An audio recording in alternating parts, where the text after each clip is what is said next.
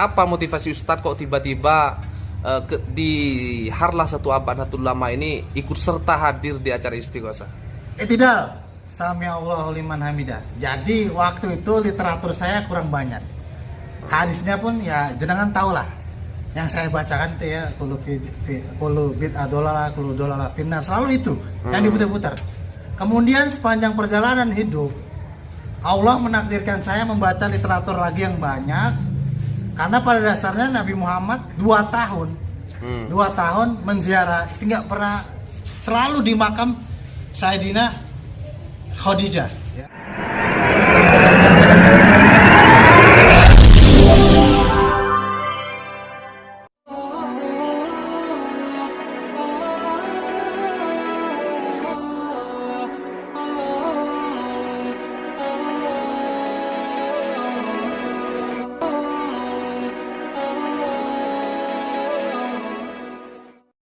Assalamualaikum warahmatullahi wabarakatuh. Bismillahirrahmanirrahim. Alhamdulillahirabbil alamin. Assalatu wassalamu ala asyrofil anbiya wal mursalin sayyidina Muhammadin wa ala alihi wa sahbihi ajmain, amma ba'du. Para pemirsa TV yang dirahmati Allah, alhamdulillah kita jumpa lagi dalam keadaan sehat walafiat. Mudah-mudahan pemirsa sekalian, khususnya saudara-saudara saya, sahabat-sahabat saya, aswaja, terutama kaum Nahdiyin, mudah-mudahan kita senantiasa mendapatkan lindungan dan rahmat dari Allah, juga mendapatkan taufik dan hidayahnya. Amin ya rabbal alamin.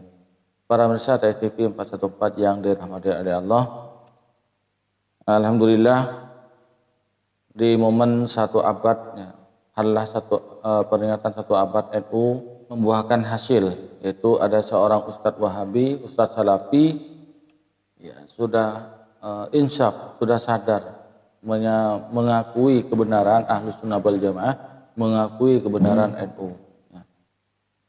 Dan mudah-mudahan diikuti oleh yang lain.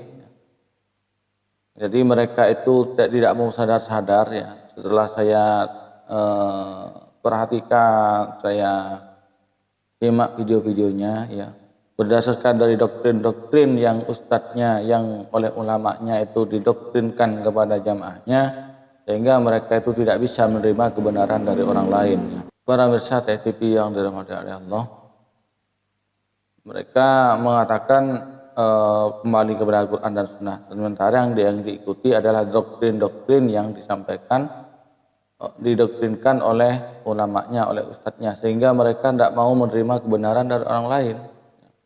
Alhamdulillah, satu ustadz ini setelah sadar, beliau sempat menghadiri Harlah 1 abad NU itu, mengakui bahwasanya NU itu adalah manhaj yang benar, bahkan mengakui NU itu kaum Nahdiyin adalah kaum yang cerdas. Yang mengakui tentang kesalahan-kesalahan di waktu dia menjadi seorang Salafi, seorang Wahabi. Berikut ini videonya. Assalamualaikum Ustadz. Waalaikumsalam warahmatullahi wabarakatuh. Dengan Ustadz siapa? Dengan Ustadz siapa Ustadz? Ustadz Fawaz Ta'awuz. Masya Allah, luar biasa. Aslinya dari mana Ustadz? Aslinya dari Rembang. Oh, Rembang, oke.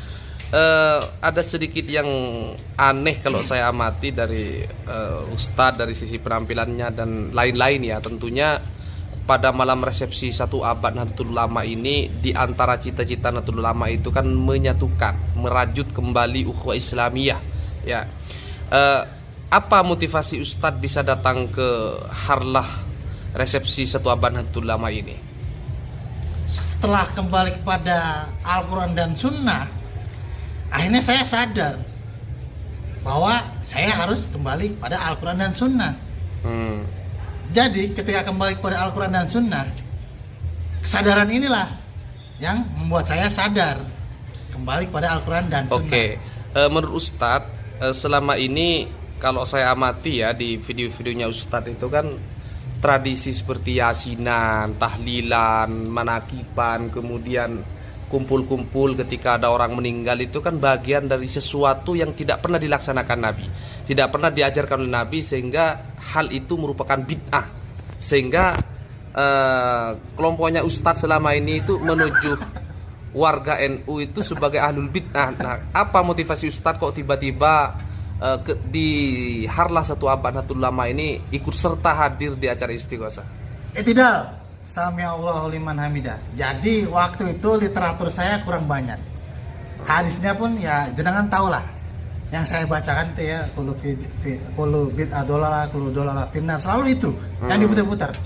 Kemudian sepanjang perjalanan hidup Allah menakdirkan saya membaca literatur lagi yang banyak, karena pada dasarnya Nabi Muhammad 2 tahun 2 tahun menziarah, tidak pernah, selalu di makam Sayyidina Khadijah ya. Bahkan setiap tahun sekali Nabi Muhammad setelah perang Badar mengajak para jamaahnya, umat Nabi Muhammad untuk menghauli ya di medan tempur perang Badar, untuk haul pada para sahabat-sahabat yang gugur di medan perang Badar. Berarti sejatinya Ustadz, tahlilan dan yasinan yang selama ini itu dianggap sebagai bid'ah itu sebenarnya dilakukan oleh Nabi, Ustadz ya? Ya, dilakukan. Nah, pertanyaannya, kenapa Ustadz selama ini itu membid'ahkan tahlilan? Karena donaturnya sudah berpindah tangan. Oh, oke, berarti ini bukan sekedar persoalan perseteruan akidah, Ustadz ya, tetapi perseteruan politik atau ekonomi, Ustadz ya? Ya, kita nggak usah memperjelaskan lebih dalam lah. Tentunya teman-teman sahabat dari Nahdien ini lebih cerdas lah dibanding kami ini. Oke. Saya pingin sedikit lebih ilmiah, karena memang tradisi kaum Nahdien ini bukan orang-orang yang dikit-dikit marah, dikit-dikit mengkafirkan orang lain, membid'ahkan orang lain, tetapi tradisi Nahdien ini adalah kaum intelektual. Ketika ada persoalan sosial, ketika ada persoalan keagamaan, selalu diselesaikan dengan bahsul masail dan sebagainya.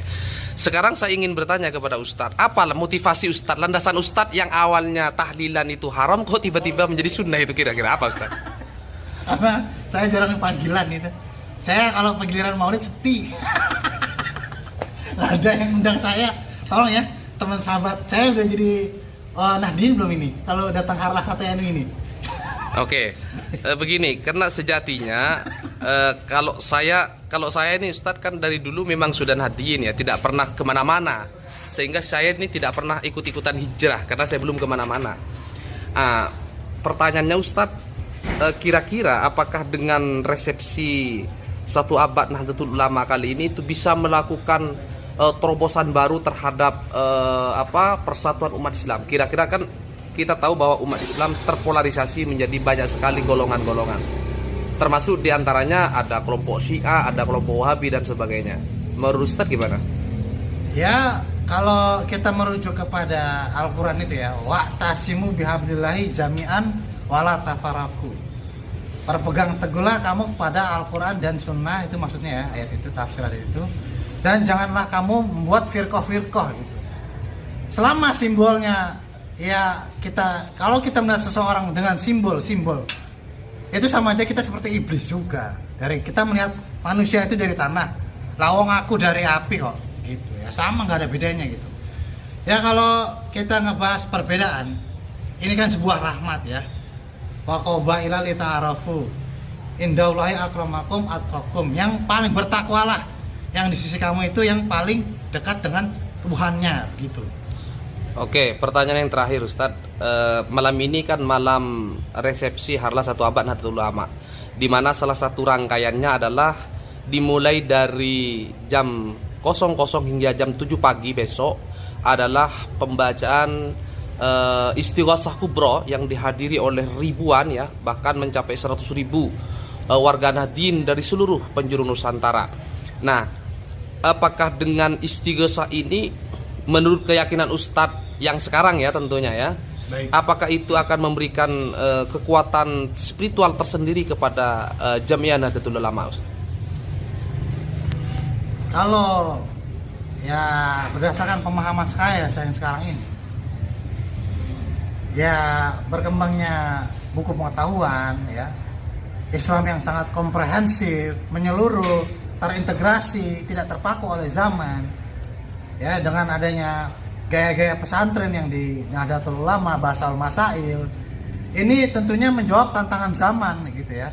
Apalagi memang kita merujuk kepada hadis yang setiap 100 tahun ini akan ada lagi pembaru-pembaru Islam seperti itu ya. Jadi dengan istighosah ini memang salah satu wadah benteng Ahlus Sunnah wal Jamaah yang apabila ini berkembang terus sampai dengan Lebanon, nanti terus ke Israel, terus apalagi nanti sebelum-sebelumnya sudah ada pagelaran ya fikih peradaban dunia ya yang digelar oleh para mustasyar NU ya, para pengurus besar Nahdlatul Ulama dengan para dengan tokoh-tokoh nasional lainnya, internasional lainnya. Tentunya ini akan membangun peradaban tanpa kita harus perang gitu. Nantinya ke depan seperti itu, baik. Ya, pandangan saya seperti itu. Karena dengan Nahdlatul Ulama ini adalah problem solver, bagaimana kita harusnya dengan Israel tidak harus gontok-gontokan perang lah gitu. Mungkin nanti akan ada Nahdlatul Ulama cabang Israel, gitulah. Diharapkan seperti itulah dari harlah 1 abad ini, gitu. Oke, terima kasih Ustadz atas segala pencerahannya. Mudah-mudahan kita semua, khususnya kaum Nahdien, umumnya umat Islam di Indonesia sudah tidak lagi sekat-sekat yang membuat kita satu sama lain saling gontok-gontokan. Begitu Ustadz ya?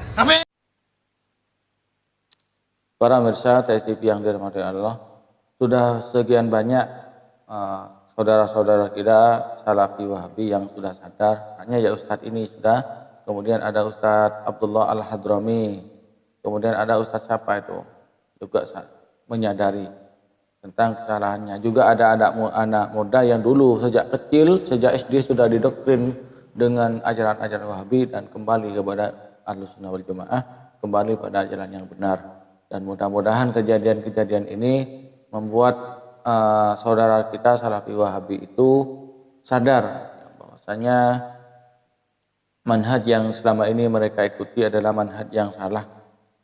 Bukan salaf tapi salah. Mengakunya mengikuti ulama salaf tapi nyatanya menentang pendapat-pendapatnya ulama salaf. Mengakunya mengikuti Al-Quran dan Sunnah, ternyatanya mereka menyelisihi Al-Quran dan Sunnah.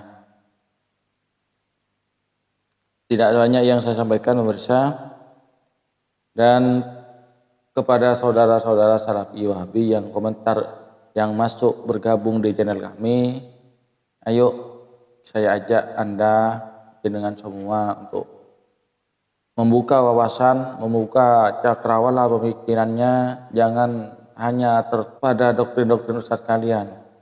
Ingat ya, ke Anda semuanya itu didoktrin tidak boleh ya, tidak boleh menonton videonya selain salafi, selain sunnah, selain kajian sunnah, selain dakwah sunnah, selain dakwah sunnah. Itu doktrinnya kan.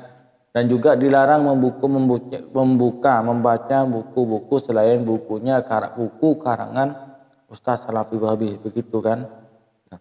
Anda oleh Ustadz Anda itu pelintan. Suatu sisi disuruh ikut Al-Quran dan Sunnah, kan begitu. Ternyata Anda itu taklid buta